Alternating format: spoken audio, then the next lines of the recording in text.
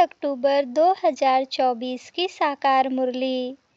मीठे बच्चे, तुम्हारी यात्रा बुद्धि की है, इसे ही रूहानी यात्रा कहा जाता है।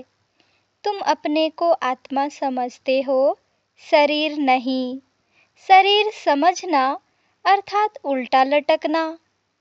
प्रश्न: माया के पोंप में मनुष्यों को कौन सी इज्जत मिलती है? उत्तर: आसुरी इज्जत। मनुष्य किसी को भी आज थोड़ी इज्जत देते, कल उसकी बेइज्जती करते हैं, गालियां देते हैं। माया ने सबकी बेइज्जती की है, पतित बना दिया है। बाप आए हैं तुम्हें दैवी इज्जत वाला बनाने। ओम शांति। रूहानी बाप रूहों से पूछते हैं, कहाँ बैठे हो? तुम कहेंगे, विश्व की रूहानी यूनिवर्सिटी में। रूहानी अक्षर तो वो लोग जानते नहीं। विश्वविद्यालय तो दुनिया में अनेक हैं। यह है सारे विश्व में एक ही रूहानी विद्यालय, एक ही पढ़ाने वाला है। क्या पढ़ाते हैं? रूहानी नॉलेज। तो यह है स्पिरिचुअल विद्यालय अर्थात रूहानी पाठशाला। स्पिरिचुअल अर्थात रूहानी नॉलेज पढ़ाने वाला कौन है? यह भी तुम बच्चे ही अभी जानते हो। रूहानी बाप ही रूहानी नॉलेज पढ़ाते हैं, इसलिए उनको टीचर भी कहते हैं। स्पिरिचुअल फादर पढ़ाते हैं। अच्छा, फिर क्या होगा? तुम बच्चे जानते हो, इस रूहानी नॉलेज से हम अपना आदि सनातन देवी देवता धर्म स्थापन करते हैं। एक धर्म की स्थापना, बाकी जो इतने सब धर्म हैं उनका विनाश हो जाएगा। इस स्पिरिचुअल नॉलेज का सब धर्मों से क्या ताल्लुक है, यह भी तुम अब जानते हो। एक धर्म की स्थापना इस रूहानी नॉलेज से होती है। यह लक्ष्मी नारायण विश्व के मालिक थे ना, उनको कहेंगे रूहानी दुनिया, स्पिरिचुअल वर्ल्ड। इस स्पिरिचुअल नॉलेज से तुम राजयोग सीखते हो, राजाई स्थापन होती है। अच्छा, फिर और धर्मों से क्या ताल्लुक है? और सभी धर्म विनाश को पाएंगे, क्योंकि तुम पावन बनते हो तो तुमको नई दुनिया चाहिए। इतने सब अनेक धर्म खत्म हो जाते हैं, एक धर्म रहेगा। उसको कहा जाता है विश्व में शांति का राज्य। अभी है पतित अशांति का राज्य, फिर होगा पावन शांति का राज्य। अभी तो अनेक धर्म हैं, कितनी अशांति है, सब पतित ही पतित हैं। रावण का राज्य है ना। अब बच्चे जानते हैं, 5 विकारों को तो जरूर छोड़ना है, यह साथ में नहीं ले जाने हैं। आत्मा अच्छे व बुरे संस्कार ले जाती है ना।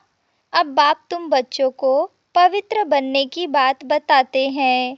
उस पावन दुनिया में कोई भी दुख होता नहीं। यह स्पिरिचुअल नॉलेज पढ़ाने वाला कौन है?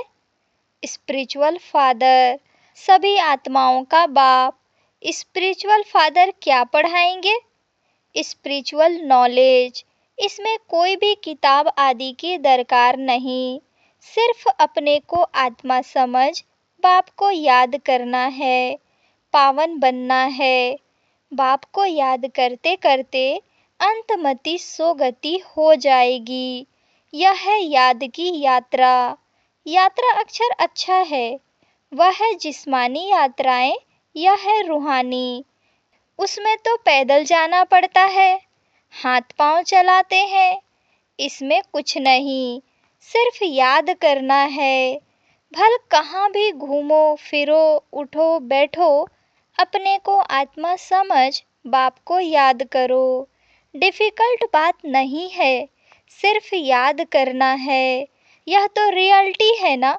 आगे तुम उल्टे चल रहे थे, अपने को आत्मा के बदले शरीर समझना, इसको कहा जाता है उल्टा लटकना। अपने को आत्मा समझना, यह है सुलटा। अल्लाह जब आते हैं तब आकर पावन बनाते हैं। अल्लाह की पावन दुनिया है, रावण की पतित दुनिया है। देह अभिमान में सभी उल्टे हो गए हैं। अब एक ही बार देही अभिमानी बनना है तो तुम अल्लाह के बच्चे हो। अल्लाह हूँ नहीं कहेंगे, अंगुली से हमेशा ऊपर की तरफ इशारा करते हैं तो सिद्ध होता है अल्लाह वह है।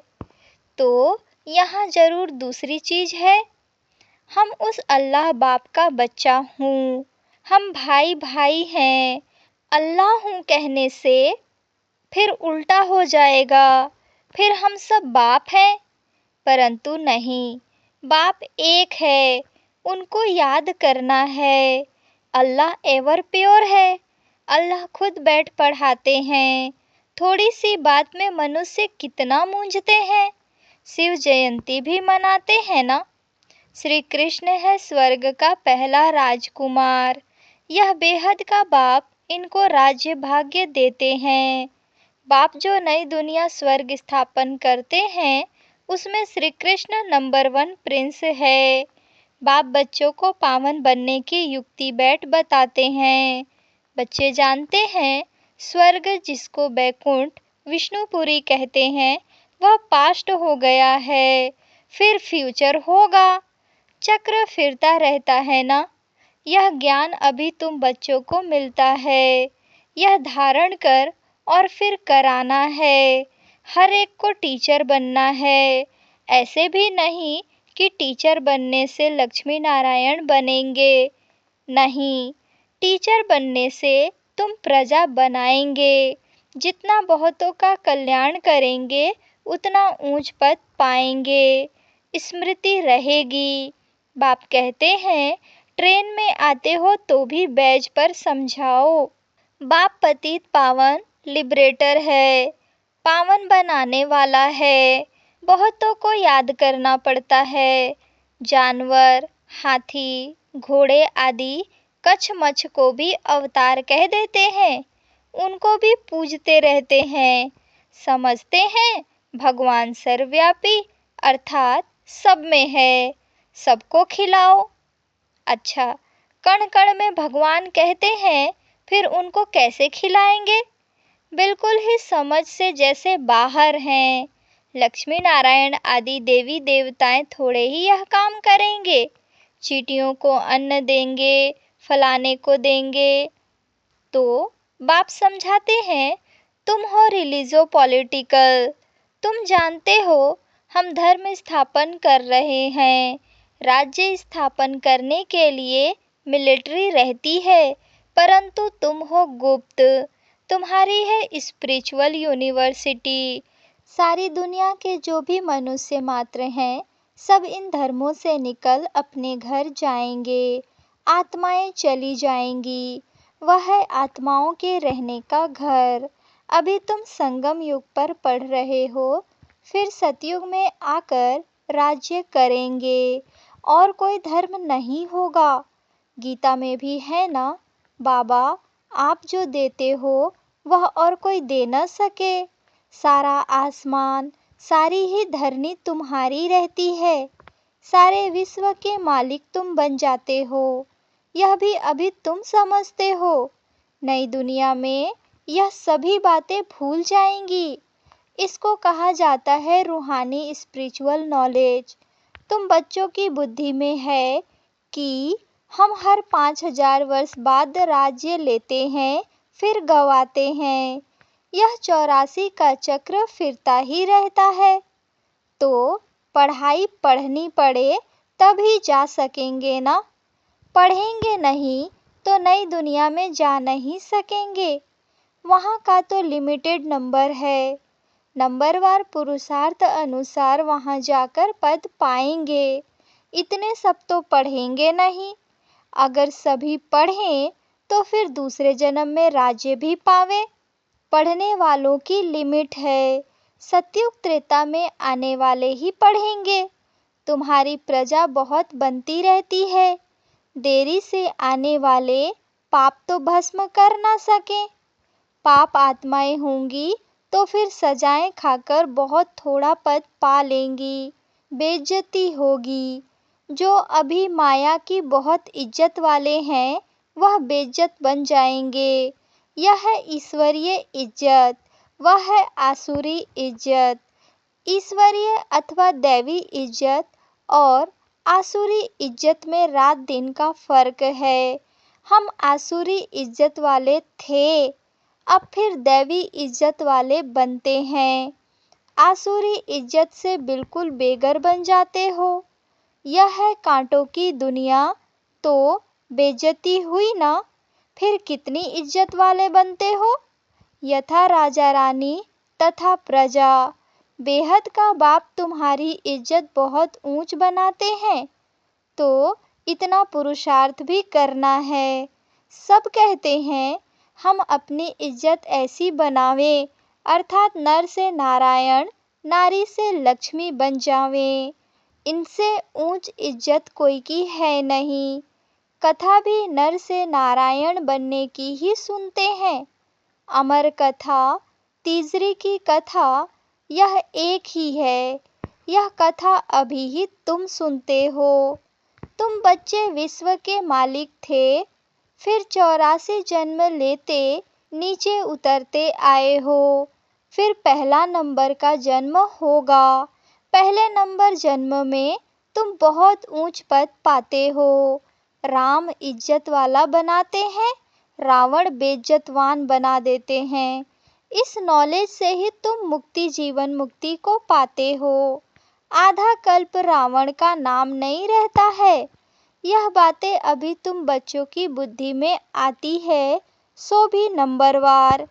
कल्प कल्प ऐसे ही तुम नंबरवार पुरुषार्थ अनुसार समझदार बनते हो। माया गफलत कराती है, बेहद के बाप को याद करना ही भूल जाते हैं। भगवान पढ़ाते हैं, वह हमारा टीचर बना है, फिर भी अपसेंट रहते हैं, पढ़ते नहीं हैं। दर दर धक्के खाने की आदत पड़ी हुई है। पढ़ाई पर जिसका ध्यान नहीं रहता है, तो उनको फिर नौकरी में लगा देना होता है।